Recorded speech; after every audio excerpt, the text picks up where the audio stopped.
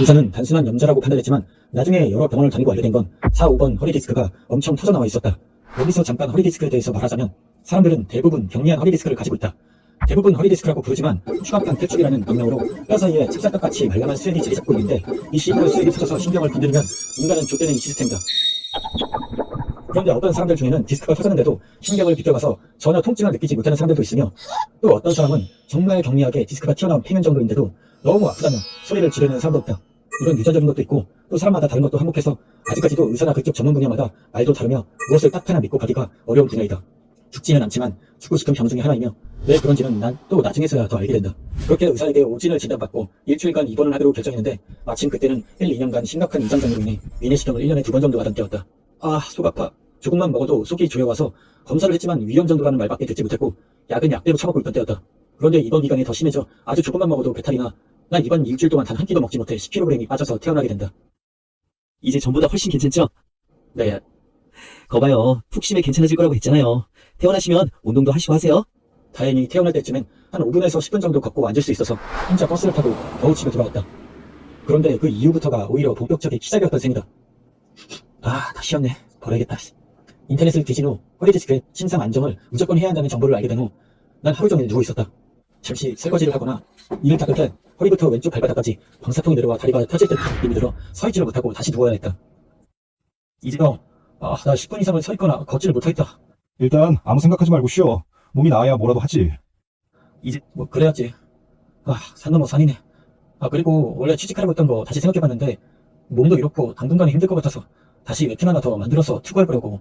소재 하나 생각났거든. 한번 들어봐. 일단 사람이 작아지는 건 많은데 그걸 현실적이고 한국적으로 푸는 컨텐츠는 없더라고. 그래서 사람들이 어떤 보석을 발견한 뒤에 그걸 먹거나 째면 2단계로 작아지는데 이게 여러 용도로 사용할 수 있어서 결국 계급이 생기고 그들만의 도시까지 생기는 거야. 거기다 가난한 사람들은 돈이 없어서 결국 애완 인간들로 전락하고 무감각해져서 잔인해지는 스릴러인데 주인공 가족도 돈 때문에 법을 어기다가 애완 인간으로 작아져서 샵에서 팔리는 설정이야. 어때? 난 뭐 항상 보면 괜찮은데 이걸 평가하는 사람들이 괜찮다고 생각해야지. 뭐 그렇긴 하지. 근데 이번에는 정말 좋은 것 같아서 그래. 느낌이 딱 와. 무리하지 말고 할 수 있으면 해. 그리고 그게 안 됐다고 해서 너무 자책하지 말고. 너 잘 안 되면 남들보다 배로 힘들어하니까 나도 옆에서 보기 힘들다. 알았어. 근데 나도 좀 가볍게 생각해야 하는데 그게 잘 안 되네. 그리고 가만히 누워있는 것보다는 뭐라도 하는 게 마음이 더 편해. 스트레스만 받지 말고. 난 그렇게 누워서 웹툰을 만들기로 했다. 쿠팡에서 높이와 각도가 조절되는 가위 책상을 사고 타블렛과 키보드 마우스를 놓고 떨어지지 않게 조정을 했다. 2, 3년 정도 차기작을 하고 1년간 유튜브를 했지만 잘 되지 않았다.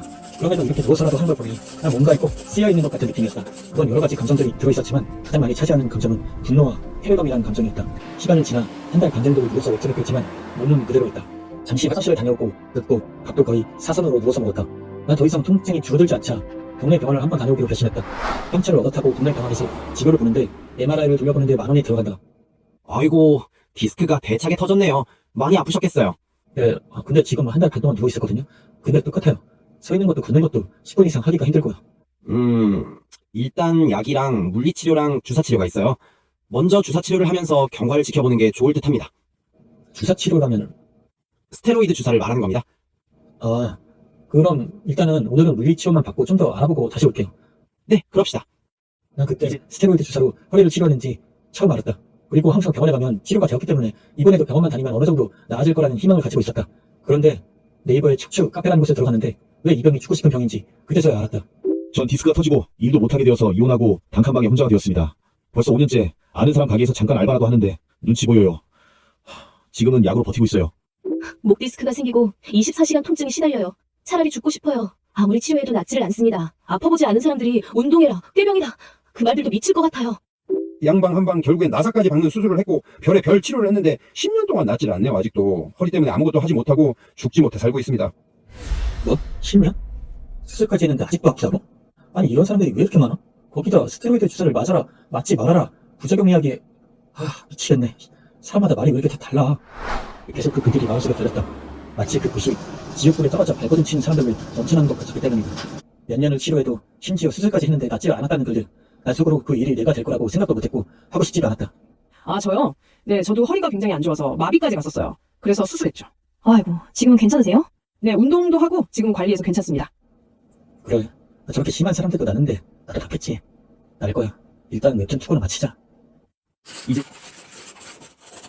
다 그렇다. 1화 완성 원고, 2화 3화 콘티, 캐릭터 시트, 그리고 시놉시스. 이게 몇 번째냐? 기억도 안 나네. 일주일 리무스가 난 동네 병원 중에 조금 큰 병원으로 향했다. 괜찮냐? 그냥 좀 앉는 것도 불안하긴 해. 아직 30분 이상 앉아본 적이 없어서. 이거 인공 디스크로 수술해야 합니다. 네? 이제